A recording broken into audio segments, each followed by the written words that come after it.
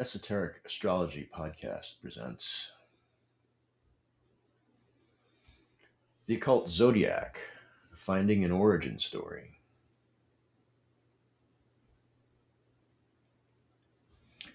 The Zodiac as we know it was likely created, or perhaps discovered, sometime around the 2nd century before the Common Era. This was shortly after Alexander the Great conquered most of the known world. Egypt, the Levant, Asia Minor, including Babylonia, Persia, and part of the Indian subcontinent. The Wheel of the Year was not a new idea at this point. The Dendera zodiac dates to around 2200 BCE. I contend that the zodiac was created not to make horoscopes and charts for individuals. It was created to tell a tale, a naturalistic religious narrative which can be isolated to Greek mythology, but whose mythological stories transcend any single culture.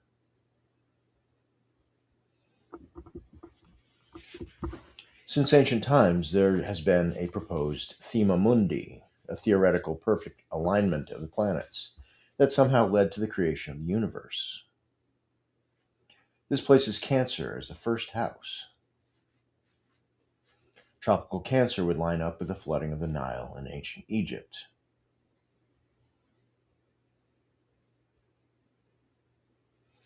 This thema mundi shows the order of the universe. This shows the planets in the rulerships. The moon in Cancer, Sun in Leo, Mercury in Virgo and Gemini, Venus in Libra and Taurus, Mars in Scorpio and Aries, Jupiter in Sagittarius and Pisces, Saturn in Capricorn and Aquarius. This gives us not only the rulerships of the signs, but theoretically also the defining aspects of each planet, from 15 degrees of Leo. Mercury cannot exceed 28 degrees from the Sun, so he rules Virgo. Venus cannot exceed 45 degrees, so she rules Libra, a sextile, or 60-degree angle. Mars is associated with the 90-degree square. Jupiter is associated with the 120-degree trine, and Saturn with the 180-degree opposition. The angles from Cancer do not fall within the physical range of possibility. Mercury and Venus cannot be that far from the Sun. Obviously, the planets cannot be in two places at once. So this thema mundi concept is limited. It's unlikely that this idea was ever meant to be taken literally.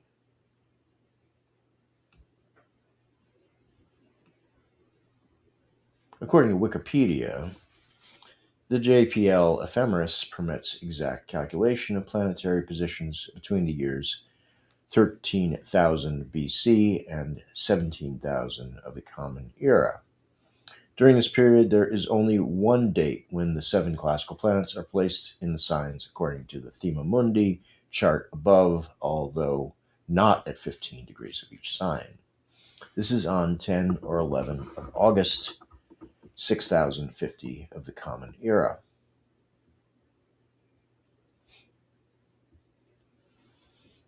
There is one additional possibility that has not been explored to my knowledge. Cancer and Leo can be conceived of as lunisolar fertility gods, distinct but grouped together as a fertile pair in the fertile season of the year. The new moon is the planting of the seed, a conjugal visit of the gods. If the sun and moon have a joint rulership over these celestial territories, our angles become reasonable. There is an occulted precedent for this idea.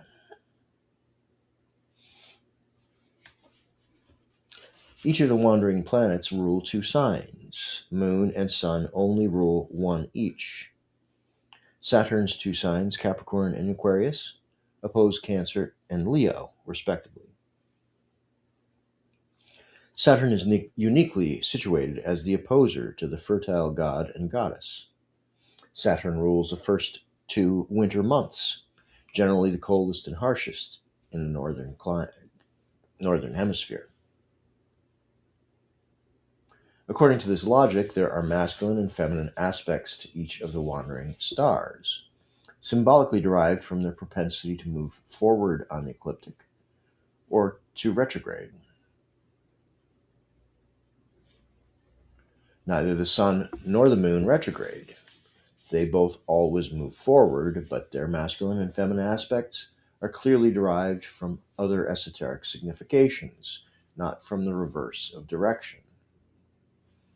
Considered together, they are proxies for the fertile celestial gods, a lunar earth mother and a solar father.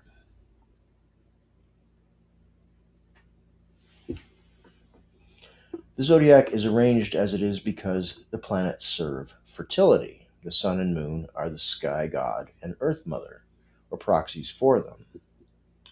The zodiac works off the Chaldean order, arranged around the luminary fertility gods. The zodiac is a flow model. It is not dependent upon the planets being in any particular place for a creation event at any particular time. Creation is ongoing. The signs represent energies of the universe that manifest as the seasons upon the earth. Wherever you start on a wheel, there is something before and there is something after.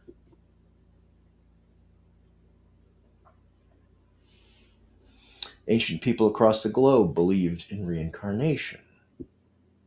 That concept may well have been theoretically applied to the cosmological creation as well as individual creation. The Vedas seem to tell us that that universes have been created and destroyed. The zodiac is a wheel. There is no beginning to a wheel and no end.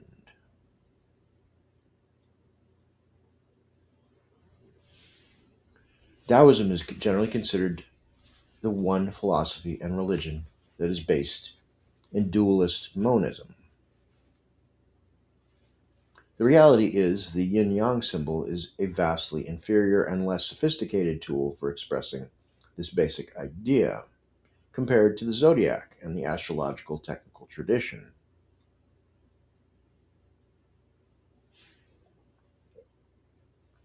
The house system in astrology expresses the same basic concept as the yin-yang symbol. A world of embodied feminine darkness below, ruled by a goddess, and a world of ethereal masculine light, ruled by a god above, with a liminal plane in between, and an axis of extremes, hot/cold, light/dark, etc. The signs of the zodiac represent seasonal energies in flux, and the signs also have axial relationships to each other. They're earthly energies projected onto the heavens, which then align with celestial energies, combining to create mutually agreed upon rulership.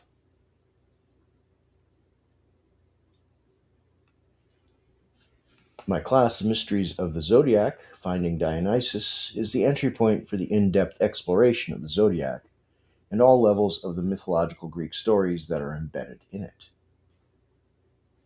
The two zodiacs are the religious zodiac and the horoscopic zodiac. They are one symbol, but the zodiac's deeper religious meanings must be explored in order for the horoscopic zodiac to fully make sense.